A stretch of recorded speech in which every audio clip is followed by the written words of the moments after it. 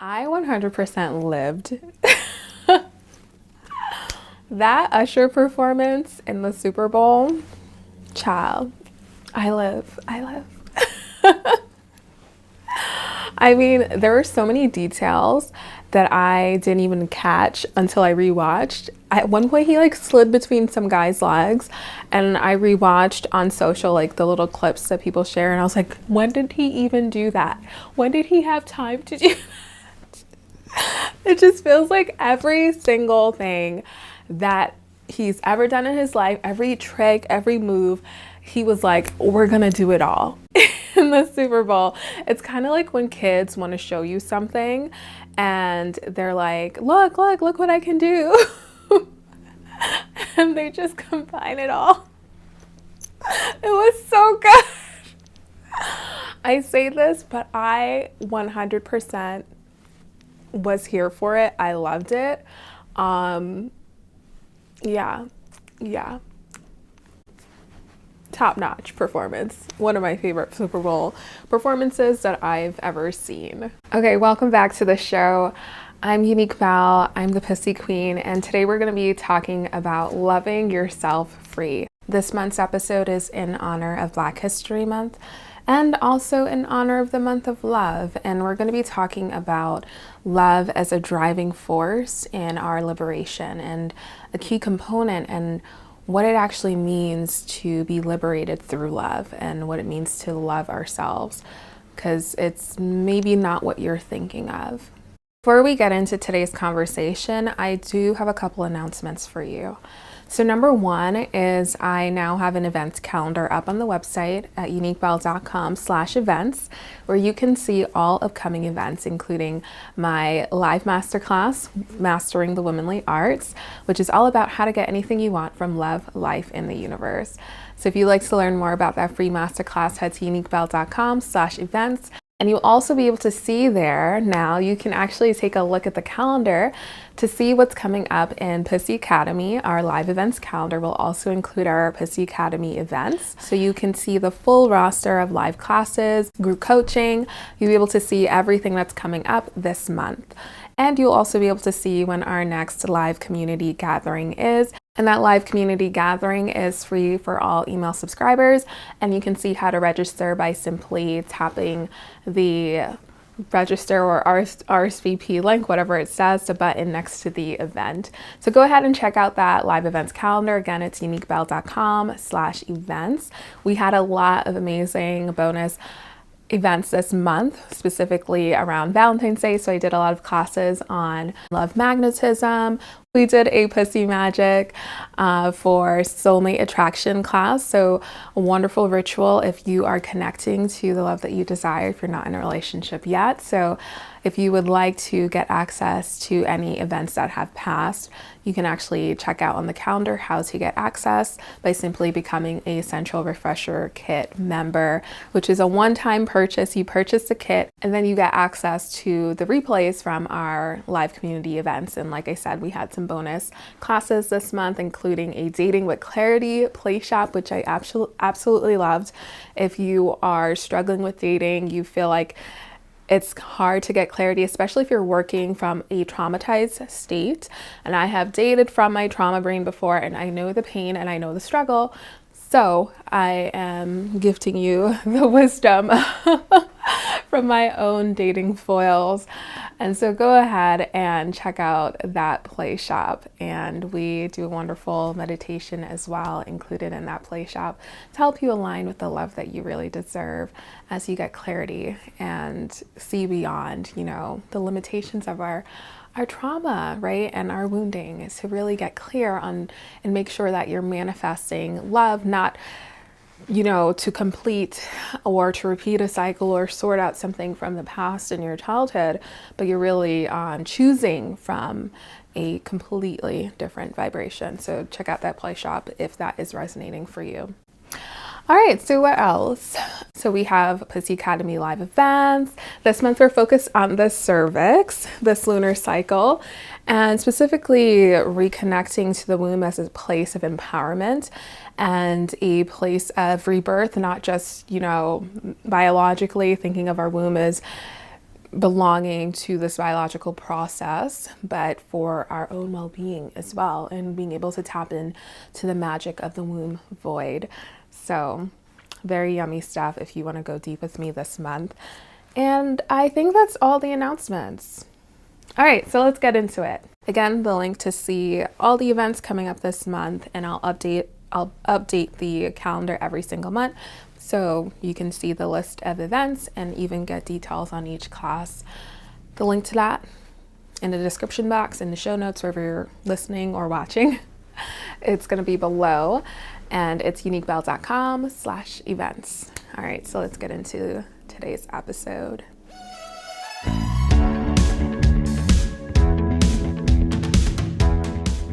Hi, I'm Unique Belle, the Pussy Queen. I blend tantric philosophy, science, and my own embodied soul wisdom to help women become their most orgasmic and potent selves by reclaiming their pussy and original soul essence. Get ready to experience sex so deep it rivals your meditation practice.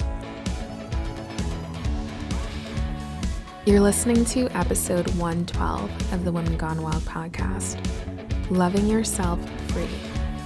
Happy Black History Month.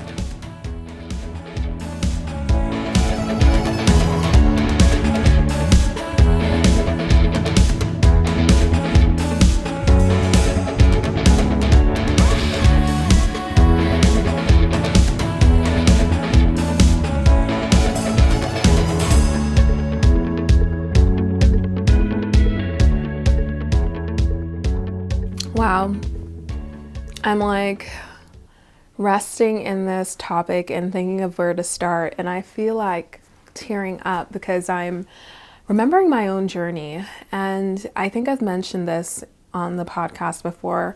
At this point, I don't even remember what episode, but I might have mentioned this before. If you've been journeying with me for a while, you know that for me, I personally come from not really, loving myself. I grew up self-loathing, depressed, and not really having the language for it because I came from a Jamaican immigrant background where mental health was not something I was really talked about. And so getting access to resources was really difficult. So I really just suffered in silence. And it wasn't until getting into college and things getting really bad that I started to, find resources. And I've told that story of transitioning out of my Christian faith into looking for actual resources to help, beyond just prayer, and all these things are wonderful, but it wasn't enough for what I was dealing with. And when I think back on how far I've come, my current journey is not just about loving myself. I think that's how I conceptualized it when I started, was how do I love myself? How do I stop these absolutely negative thoughts that were just so automatic? And, I now understand it in context. I understand it, in social context. I understand it in my family context, the ancestral trauma that's just been passed down, and also some mental illnesses that have been passed down as well, such as narcissism. And it's heavy stuff. And when I think back on myself, just looking at this and, people just saying, oh, you just need to work on loving yourself more. It is like, huh, if only, if only we're that simple. And in many ways, in some ways it is that simple. It's been learning how to love myself, but to even access the real me, what is the myself part that I'm loving, right? When you talk about growing up with codependency, being surrounded by addicts, narcissists, and not quite understanding why people are behaving the way that they are, and wanting to pour so much love, from a child's perspective, wanting to pour so much love outwards, thinking that you could fix it with your love, and I want to hug my younger self when I think back on her efforts, thinking that if she just poured as much love as she could into these people, things would change. They would be kinder. They would be kinder to themselves, right? Yeah, it kind of makes me want to tear up, but it's all like connected. The trauma of racism and slavery, and also just what the psyche has to do to survive. And when you think about it, who do you have to become in order to be okay with causing other human beings, and not just human beings, when you think about the history of colonialism, it's not just human beings. Who do you have to become to feel comfortable causing so much pain to wildlife, to animals, to the planet, to yourself? It's pretty dark. It's pretty dark. And, you know, I think a lot of us have been swimming in it for so long, we don't recognize the signs and the ways that narcissism persists in our environment, right? And how it impacts the way that we see ourselves. I honestly do think that it's not just I do think, this is known. A lot of cult leaders, great people who do a lot of harm, they are sociopaths, they are psychopaths, right? And they have to be the ones who created these systems, right? Otherwise, just someone who's able to empathize, it's very hard to be on board. And when you're around these people over time, it deteriorates that sense of empathy.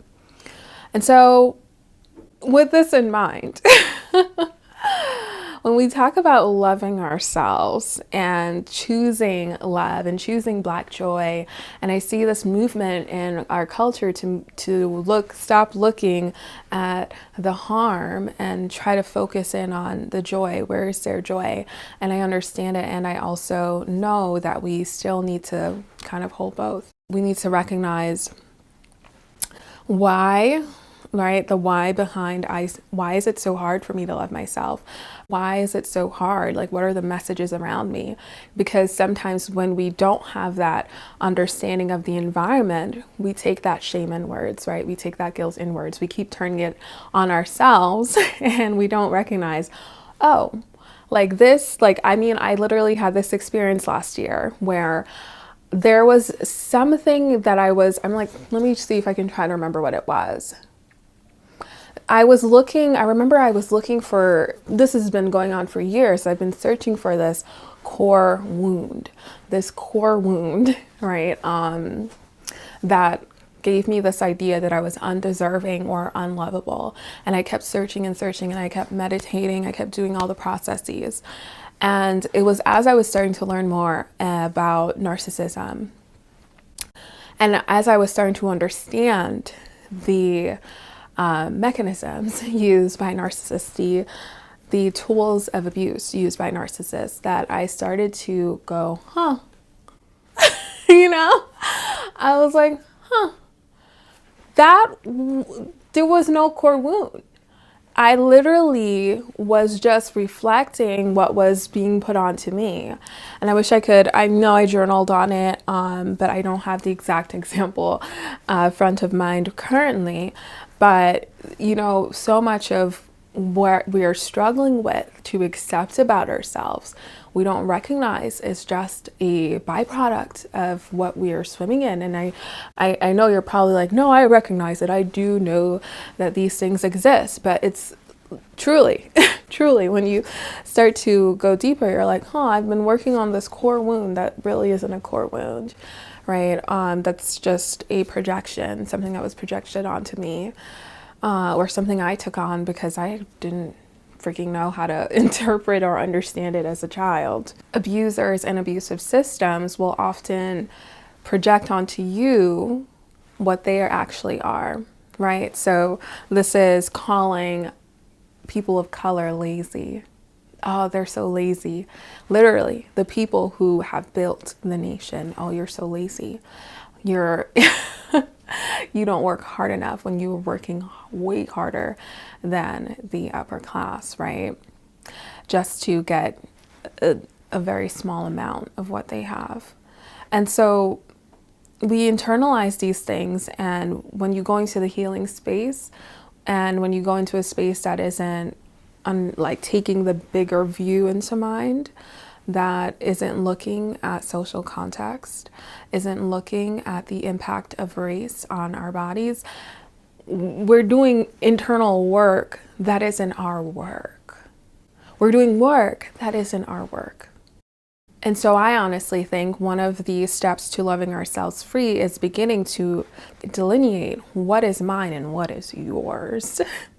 Because I cannot do your work for you, right? You cannot do the work for another. I can love myself free. I cannot love you free.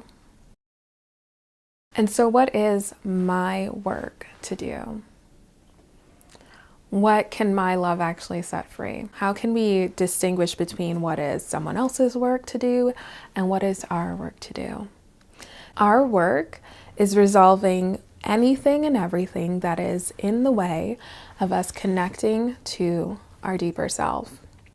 Our work is managing anything that's in between that, right? So that could be grief, it could be anger, it could be unresolved shame, right? Internalized shame that we have. It could be anything that is actually ours. Our work is anything that is separating and barring our connection to our deeper self. That is our work. Your work is simply to bring yourself back into alignment with your deeper self. Your work is resolving any pain, any anger, any suffering, so that you can come back into union with your true self. That is the only work that you can do. And that journey is inevitably one back to true self-love.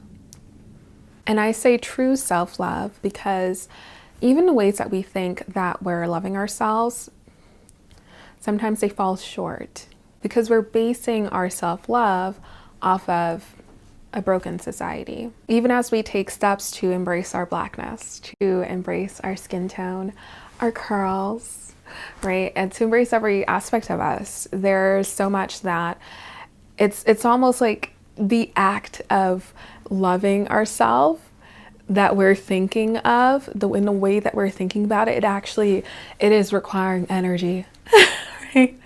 It's like there's an energy to love ourselves, because the actual resounding vibration is one of not loving ourselves.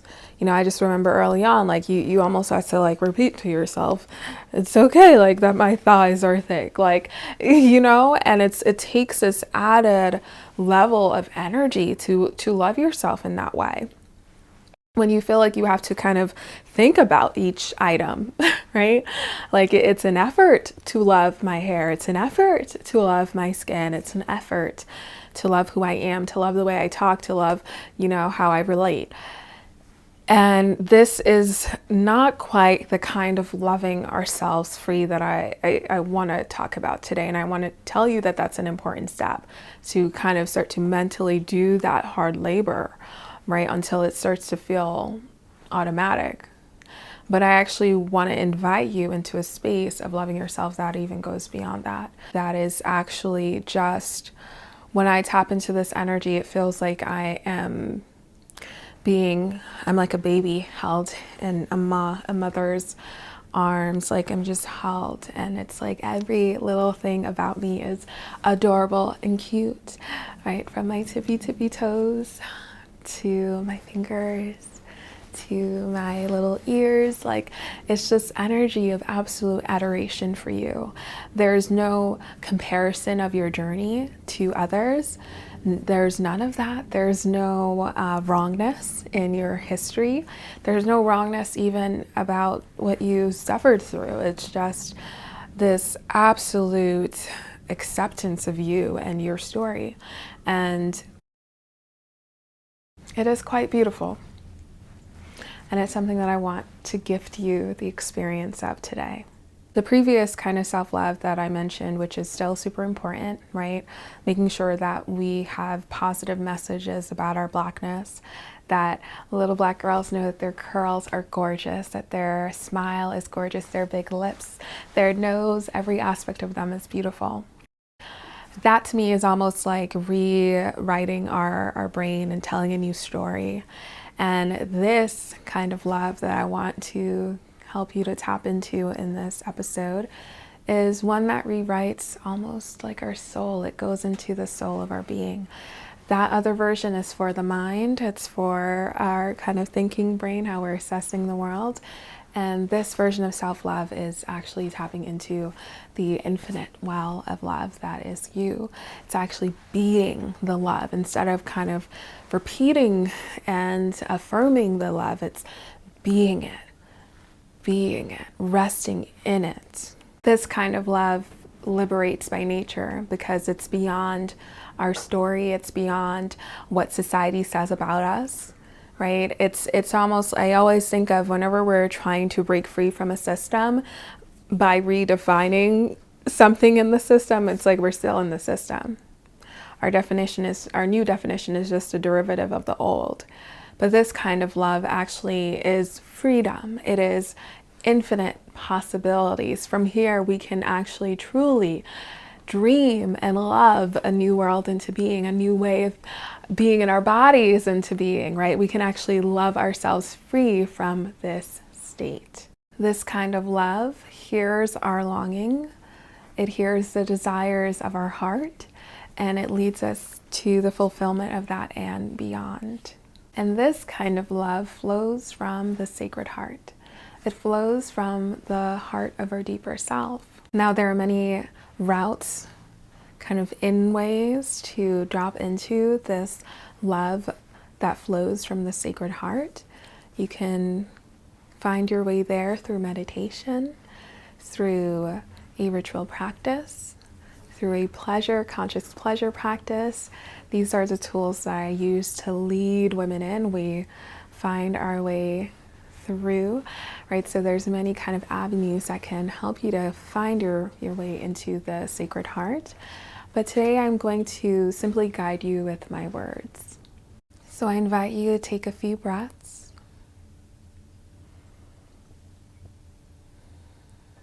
Inviting relaxation into your body,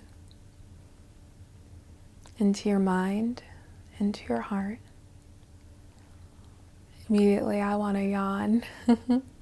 So you may feel as you invite relaxation that the body yawns, the shoulders roll back.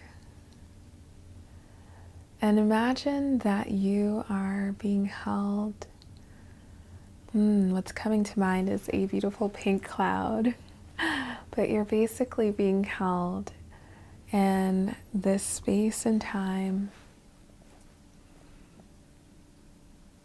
completely loved.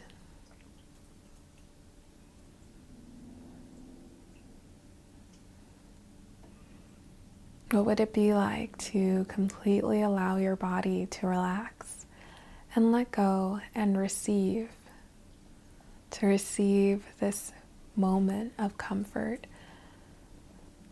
of relaxation?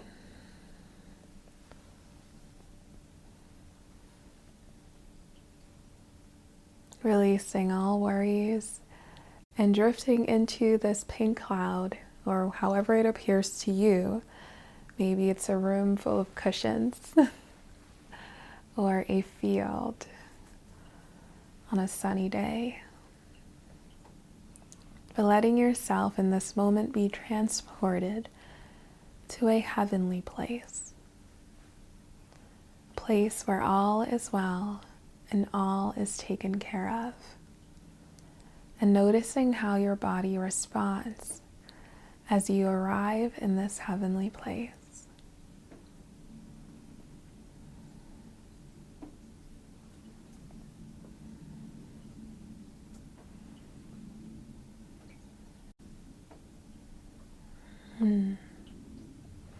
Every breath here invites deeper and deeper relaxation. Every breath here invites deeper and deeper trust.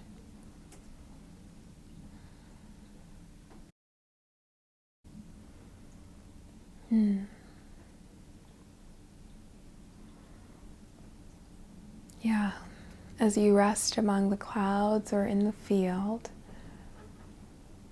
giving yourself permission to feel completely worthy of this moment of rest and deep relaxation.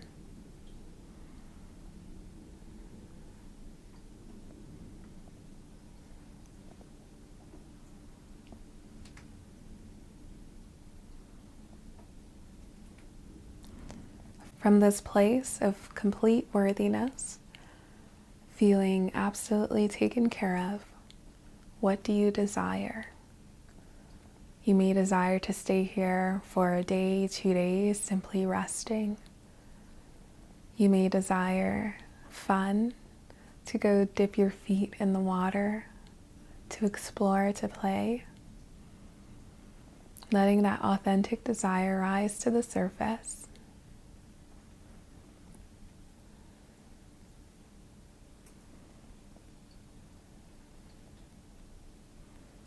This is what it means to be held in love. A love nervous system is a peaceful nervous system. It's one that is at ease, that is playful. You may have been surprised by what came up for you. I did this practice myself this weekend, and I got that I wanted to go to Disney World. And I wanted to go on amusement park rides, and I wanted to learn how to swim and spend as much time in the pool as possible. And I just want to have more fun. I just want to do things for the fun and the joy of it. And the seriousness that I tend to go throughout my day, and like this, I'm on a mission, which I'm finally letting go of, as I recognize that is simply me wanting to do other people's work.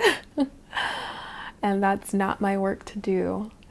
And if I really connect to love, if I actually allow myself to feel completely worthy and rest in the heart of my deeper self, to know that I am loved and taken care of, what I actually want is to just have a good time.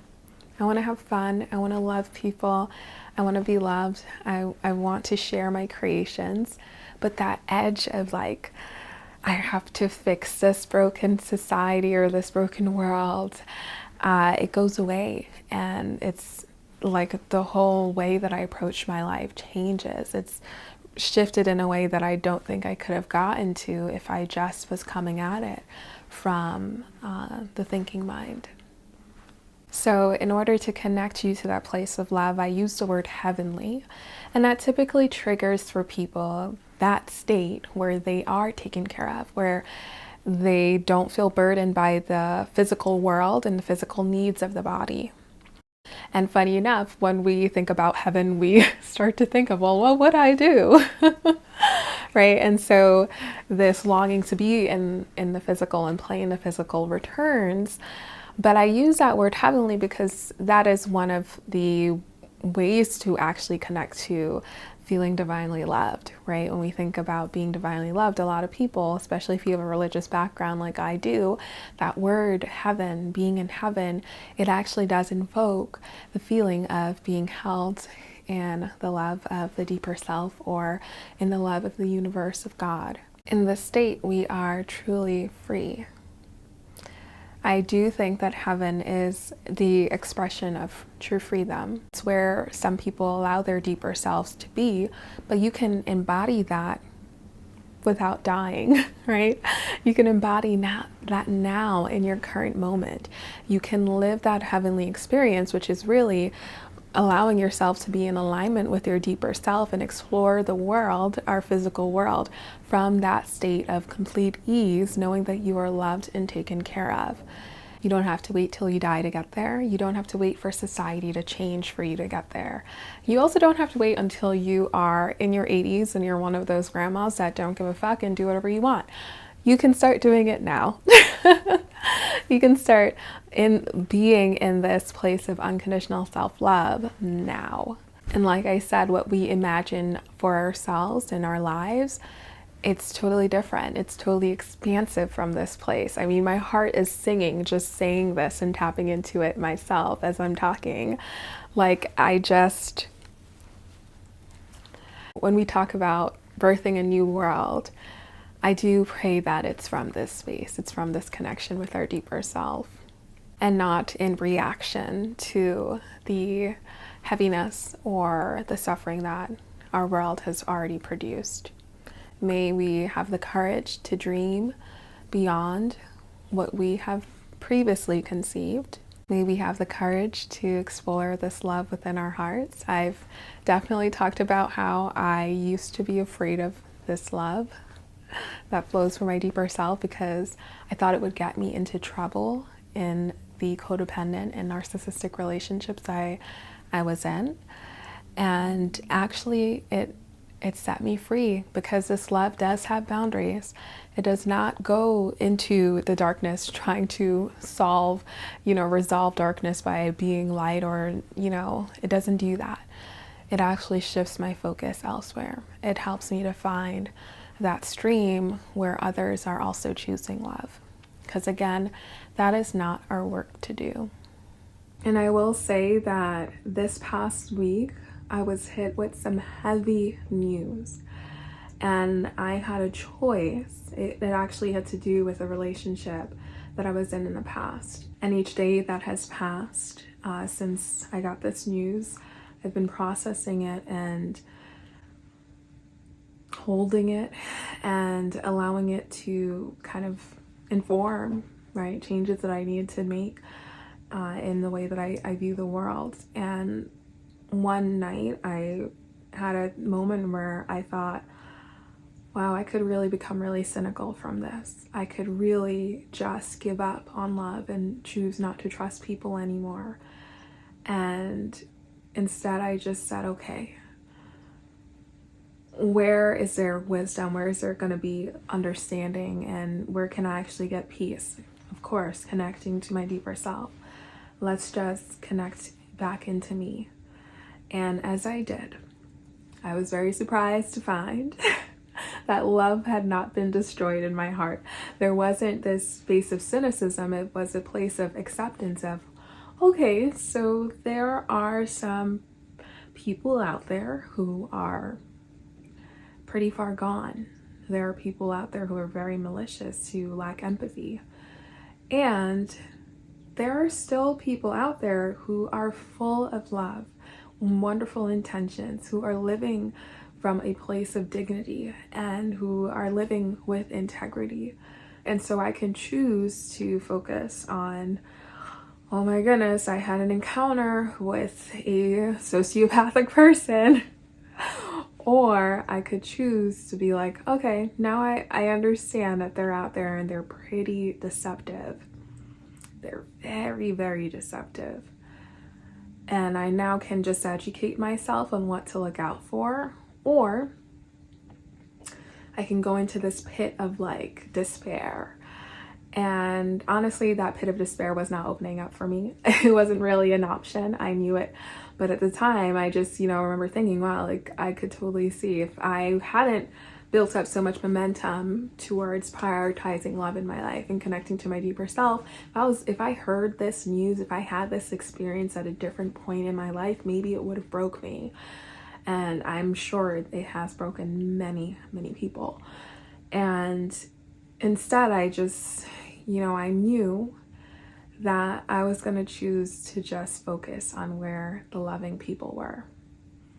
And I'm saying this to let you know that I'm delivering this message to you, not as someone who has only had it easy in love and relationships, but as someone who has seen the absolute fucking worst in people who have just seen atrocious things. And we can let them define us, or we can define ourselves. We can let them break our hearts, or we can let it focus our hearts. Let us focus even deeper on our sacred heart and connecting to true love, because it's real. We can let it define us, or we can choose to still define ourselves. Regardless of what others are choosing to be and do in this world, we still get to choose who we want to be and what we want to do in this world, what we want to stand for. I was surprised to find that regardless of what happened, as absolutely horrific as it was, love was still blooming in my heart. The traumatic and broken experiences that we have in life can really distort and for a minute or maybe for years fog up and block our perception of our sacred heart. It can feel like we can't really access that place of love, but it doesn't go away. It doesn't go away. Your deeper self is always here with you, waiting for you to reconnect with it. And your heart is always here underneath everything you go through. That love still persists. So if you want practices and tools to reconnect to that center of love, if you'd like to work with me, of course, my metaphorical door is always open. Pussy Academy, come and join us. But at the very least, hit subscribe and stay with us. Stay active in this community, and let's commit to loving ourselves free together. Thank you so much for listening, and I hope that this conversation brought you some inspiration on how you can love yourself free moving forward. Remember, your work is bridging that gap between you and your deeper self. From this space, true self-love is illuminated. You can join me in the next live community practice by heading to uniquebelle.com/events, where you'll find the full roster of upcoming live classes, play shops, group coaching calls, and more. And take a moment now to head over to YouTube, where I've been releasing weekly videos to help you live and love orgasmically. My favorite from February is the guided tutorial on how to give yourself a yoni massage. Check it out, the link will be in the show notes. See you next time. Be sure to subscribe and share this episode with someone near and dear to your heart. I love you. Be well. I'm probably gonna cry later. Okay. Man.